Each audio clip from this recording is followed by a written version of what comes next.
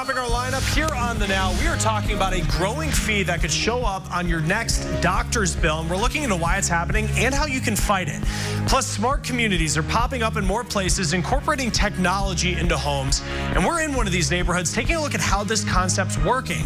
Plus, take a look at this. Could this robot be the answer to stopping the potential for violence during traffic stops?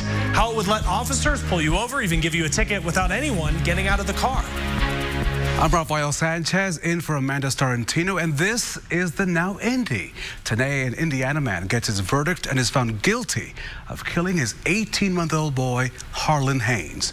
Dylan Tate of Madison County has been found guilty of all counts in connection with the murder of his girlfriend's baby boy.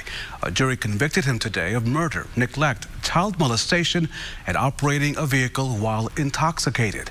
Baby Harlan died back in February of 2018 after a car crash with Tate, who said he was trying to rush the boy to the hospital. But investigators later found he was trying to cover up the injuries from before the crash. Harlan's mother, Jennifer Harris, is also facing charges of neglect of a dependent, resulting in death. A chemical leak caused by two collisions of two semi-trucks leads to homes being evacuated in Tipton County. This crash happened this morning near the railroad tracks on US 31 near County Road 100 South. State police tell us a tanker carrying hydrochloric acid, it was stopped at the railroad tracks when it was rear-ended by a FedEx truck. Hazmat crews were called after that crash caused a large cloud of white smoke. And as a matter of precaution, they evacuated approximately 6 homes right along US 31, but at no time, according to them, the public was in any kind of danger. There's no danger right now. The people have not been allowed back in their homes due to just making sure we're getting things cleaned up and checking air quality and making sure it's safe for everyone. But no one's in danger at this moment. The drivers of those trucks suffered minor injuries. If you're dealing with bills from storm damage cleanup after the Memorial Day tornadoes, you can now apply for extra help. Low-interest disaster loans are available to help cover cleanup and repair costs. The U.S. Small Business Administration is making the loans available for people in Madison, Delaware, Grant, Hancock, Tipton, and Henry counties. Fettuccine, tortellini, and cannolis. It's time to treat your senses at this year's Italian Street Festival. Things are underway with live music and fun. RTV6's Aaron Lish got a behind-the-scenes look at what you can take in great food and entertainment. From meatballs to cannolis, we have everything you need to know as you head to the Italian Street Festival. 10,000 homemade meatballs and 400 bags of cream to fill cannolis. This is all made by Italians, so what's their biggest piece of advice when making true Italian food?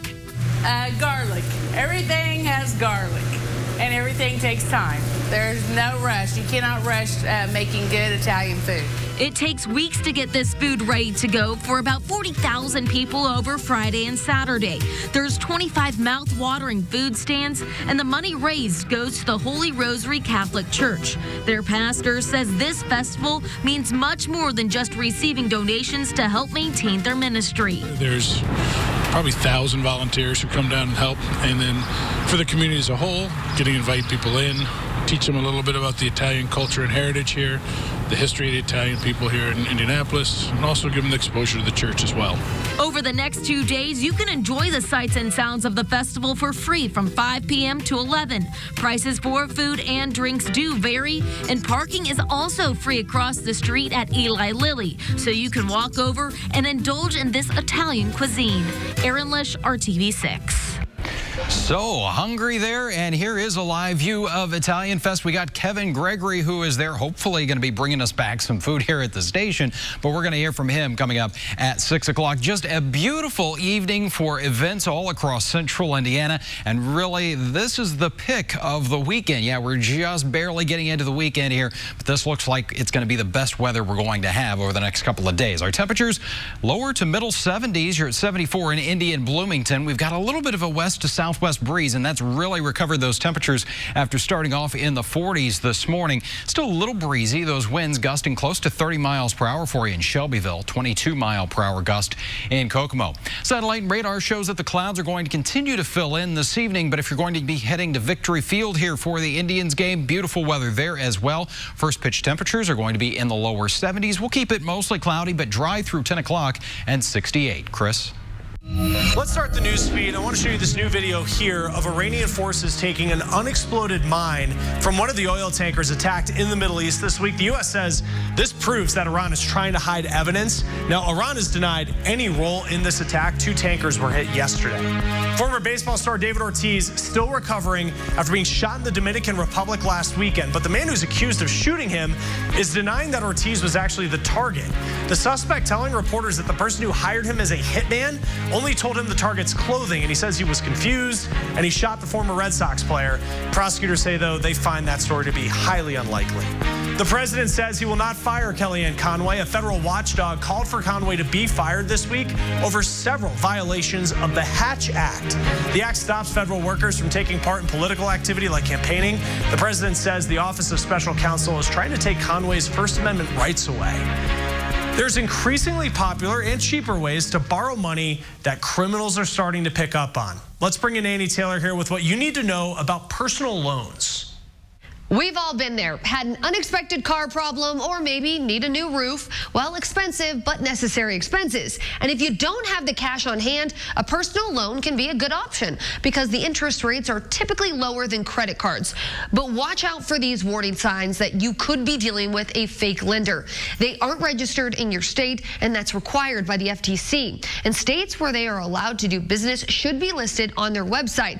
Legit personal loan companies may charge a fee for your application or credit check, but they don't ask for fees up front. It's usually just added into your loan, so beware of anyone asking for money right up front. Also, beware of calls about personal loans. The FTC doesn't allow loan offers over the phone. And there are plenty of legit loan companies out there. NerdWallet is a good place to start your search. The annual percentage rate is what matters the most. So the lower, the better. And typically, the shorter the loan, the lower the interest rate. And look for special offers like lower rates for having the payment automatically deducted from your checking account. And get multiple quotes. Experts say you could get as many as 20 before your credit score is impacted. Annie, thank you. Let's get back to our lineup here on The Now. And as if medical costs weren't high enough already, you could soon be getting hit with a new fee. But we have what you need to be looking for in your bill and how you can fight the fee if it shows up. Keller and Keller. This is the Now Indy on RTV6. A murder investigation in Alaska leads investigators to arrest a man hundreds of miles away in New Salisbury, Indiana. That's in southern Indiana. Darren Schillmiller from Harrison County was arrested after prosecutors say videos and text messages asking for child porn were found on a murder suspect's phone. Federal prosecutors in Anchorage say that Schillmiller contacted the Alaska murder suspect, Denali Reamer, asking her to create and produce child porn and send it back to him. Police found the text messages and videos on Bremer's phone where Schillmiller told the woman to sexually assault 2 minors. Schillmiller is currently in federal custody and will be extradited to Alaska to face criminal charges. Let's start the Now news feed. And several big airlines are raising the cost of a flight. A one-way on American will now cost you $5 more. Obviously not a ton of money, but Southwest and Hawaiian Air are 2 others that CNN noted as also boosting prices. Now, a trip to the moon, not cheap. And the head of NASA says that the cost to put astronauts back on the moon will be about $20 to $30 billion on top of NASA's budget already. Now, the amount would be spread over 5 years. NASA is hoping to make that happen by 2024. Pharma company Bayer plans to invest $5.6 billion to find new ways to fight weeds. Bayer owns the company that makes Roundup, and they're facing several legal battles here in the U.S. from people alleging that Roundup causes cancer. The hospital can be a very expensive place if you get sick or you get hurt. And you could also see hospital fees even if you don't even set foot in their building, because we're talking about facility fees, which can get tacked on to a doctor visit, a walk-in clinic, even an urgent care center. All of it's legal because hospitals also own doctors' practices and smaller, faster treatment facilities. For example, facility fees can be charged when you get an injection or an x-ray or other minor treatments, and they're not cheap. We're usually thinking about 20 or 40% of your total bill. Now, we talked with Kevin Flynn with Healthcare Advocates, who calls them invisible fees. He works to negotiate down medical bills. We deal with these issues every day. We'll see that bills coming in from both an urgent care facility and a doctor. So we have to go and look, is that urgent care facility set up properly to bill that way? Next thing we do is we say, look, let's negotiate this bill. Let's make half of it go away. Now, Kevin says before you have a procedure, you want to ask who and how many different places will bill you. Get it in writing if you can. And once you get a bill, ask for a reduction. And if it's outrageous, you can hire an advocate as well. Hospitals use the fees to cover all the uninsured patients they treat. And then teaching hospitals have more overhead costs, so facility fees help cover that too. Ahead in our lineup, how about this? A real-life RoboCop may not just be for the movies anymore. Can you please hold your registration up to the camera? Okay, this camera right here? Yep, a little closer. Yeah, imagine getting a ticket from one of these. How its creator hopes this could keep more people safe during traffic stops. RTV6 is working for you. We've all heard of smart homes, but what about smart communities? They aren't just some idea from the future. They're showing up right now, and Kamasi Aaron takes a look. They represent the glory of technology. Playing his favorite video games without worrying about internet speed or connection is just one of the reasons why Brandon Ambrose chose to move into this home. The speed, gigabit fiber to the home, is about as fast as you can get. But that's just the beginning. Fast fiber speeds take everything in his home to another level. Alexa, turn on living room lamp. He can control lighting with his voice or through an app on his phone, lock doors, turn on the AC, or open the garage.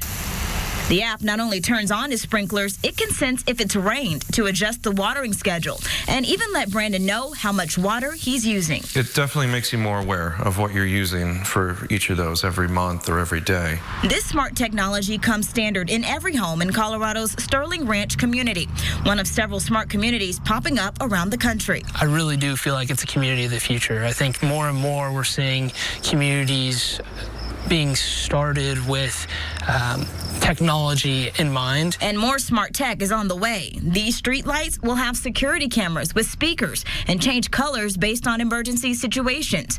Still, the community has pledged not to collect resident data. We don't want to have people's data. We want them to be able to interact with the system and feel that they do have privacy in the system. The tech in each house is optional for residents, but Brandon is taking full advantage. Now that we have it, I can't imagine having a house without it. Right now, 400 homes are in this community with plans to reach 12,000 in the next 20 years. I'm Kamasi Aaron reporting. Fascinating stuff. Kamasi, thank you. Now, our next story, it is a bit morbid, but stick with us because funerals as we know it are changing. End-of-life ceremonies are getting more personalized, and in some cases, they actually feel more like a party. This makes it more personal about the person's life, about what they meant to their family, their friends, their community, and to personalize it and not make it as cookie cutter as I think that they've been traditionally. Now, Allison Bozzard is a celebration of life event planner. She put together this memorial in Los Angeles at Sony Picture Studios for a Hollywood executive producer. It had a hot dog cart, even gift bags for guests. Now, many of us may not be doing something exactly like this for our family or our friends, but Bozzard says that your celebration, it doesn't have to be expensive. It's really about making sure that you include things that had meaning to the person who passed. More people are making these decisions before they die to make sure that they get the celebration they would want. And that also helps those who are grieving when this time comes. This way, you have everything written down, and it becomes the easiest thing, like a checklist almost, for your family and friends to go off of. Well, the average funeral costs between $10,000 and $15,000, and whatever you plan, Bozzard says it's a good idea to set money aside so your family doesn't have to handle the entire bill. More people are also choosing to be cremated now as a less expensive option. On the Now Indy, we have a consumer alert for you right now. A drug company just recalled even more blood pressure medication. Teva Pharmaceuticals expanded its losartan recall this week. It found that nitrosamine impurity that could cause cancer. The company announced a recall in April over the same impurity. If you take losartan, don't stop until you talk to your doctor, even if you're worried about this recall. 24 drug companies have recalled blood pressure drugs since July of this year because of possible carcinogen contamination. An Indianapolis family is asking for your help right now. This is 32-year-old Bryce Ryan, and he has been through a lot recently. Bryce is a man with high-functioning autism, but was seriously hurt earlier this year when he fell and broke his neck. He has been recovering well, but his mom is asking the community to encourage him with his recovery. She's appealing for people to send Bryce cards at the hospital to help cheer him up. Check the RTV6 Facebook page later today for details on how you can send Bryce a card to encourage his recovery. Let's get a look outside our weather window now. We got a couple of views for you. You can see the bright green grass there. Victory Field looking good for the first pitch that will happen at 7:15 this evening. And then you also notice from the IMS Pagoda camera there, we've got some clouds that are streaming in, and that's going to eventually lead to the return of some rain chances here in central Indiana. It's been a breezy day, a little bit choppy out there on Morse Reservoir right now. Our temperature 74 in Indy and Bloomington, 73 for you in the Greenwood area tonight. Not going to be as chilly as where we started off this morning. Instead of the 40s, right around 60 degrees, and those shower chances do arrive during the overnight tonight. Tomorrow, plan for some rain. We will have some dry time in there too, but I think more soggy hours than dry weather. And look at the temperatures as a result here. We're still in the 60s through 1 o'clock tomorrow afternoon. We'll get into the lower 70s though by about 5 o'clock still, with a chance for some scattered showers and thunderstorms. So here's TrueCast for you at 6 o'clock Saturday morning. You can see that rain. It will be fairly widespread here. May see a couple of breaks in it. And then early on Sunday, we'll watch a line of thunderstorms move through. Then we may get more of a break here for much of our Father's Day. But over the next several days, we're talking about rain totaling 1 to possibly 4 inches. There are those rain chances over the next several days with high temperatures right around 80 degrees. Chris? Notre Dame will open its doors to worshipers this weekend in Paris. Now, it's going to be the first time it'll have services since that fire. The Mass will be limited to only 20 to 30 people due to safety concerns. But since the fire, the Notre Dame Foundation says it's received about $425 million in donations. Much of that money has come from American citizens. The church says that French billionaires who promised sizable donations have yet to make any. Over the last several years, there have been several high-profile incidents of black men shot and killed after seemingly routine traffic stops. You may remember Philando Castile. One inventor had enough of those kinds of headlines and decided to build a robot that might have prevented some of those incidents from happening. Chris Welch with a first-hand look. And so I'm about to get pulled over by a robot. Meet the go-between, a robotic police officer. The arm goes from one car to the other. And then on the end, there's two-way audiovisual communication. Hi, officer. And its inventor, Reuben Brewer. The overarching idea is a robot that goes between a police car and a motorist's car so that the officer doesn't physically have to go up to the motorist's window.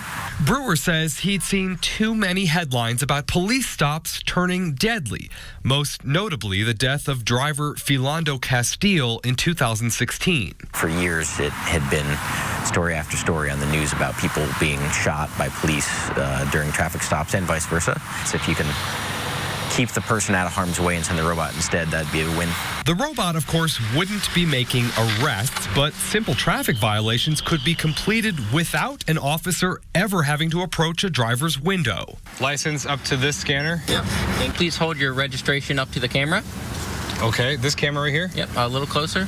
In a moment, I'm going to print your ticket. Now, there's a spike strip underneath your car, so please don't drive away until I tell you. Now, critics have said this does nothing to solve the fraught relationship between the public and the police, and that this device, if picked up by police departments, would merely be a Band-Aid solution. And Brewer wouldn't disagree. Every year that you don't put a Band-Aid on, you've got 100 people dead, and you've got 200,000 people that had physical force or assault used on them. So, you know, I vote for the Band-Aid now while other people figure out the solution. And there's one feature on the go-between that's gotten more chuckles than anything else. One last question. Does the helmet serve a purpose, or is it just for looks? It looks awesome. That's the only purpose. Reporting in Menlo Park, California, I'm Chris Welch. I was wondering that about the helmet as well. Chris, thank you. Obviously, a very important story here. But as we turn to this now news feed, I want to let you know that today is World Blood Donor Day. It's an effort to raise awareness about the need for blood donations. It's also the birthday of the scientist who discovered blood groups and the ability to give blood from one patient to another. Well, I want you to take a look at this here. This is what NASA actually found on Mars. It's not photoshopped. It looks like a Starfleet symbol from the show Star Trek. Seriously. NASA says, though, this is from a volcanic eruption, which is combined with wind over time that left this mark behind. Hot Wheels hitting the digital age. Mattel says you can now connect them to your phone or tablet. Hot Wheels ID will correspond with video features on an app, and you can buy this first on the Apple Store, then it'll be available on Amazon and in Target. Now, next in our lineup, Casual Friday. It's starting to become casual every day at a lot of businesses. So we're going to take you inside one company that is part of this trend and why they say it's making their workers more productive.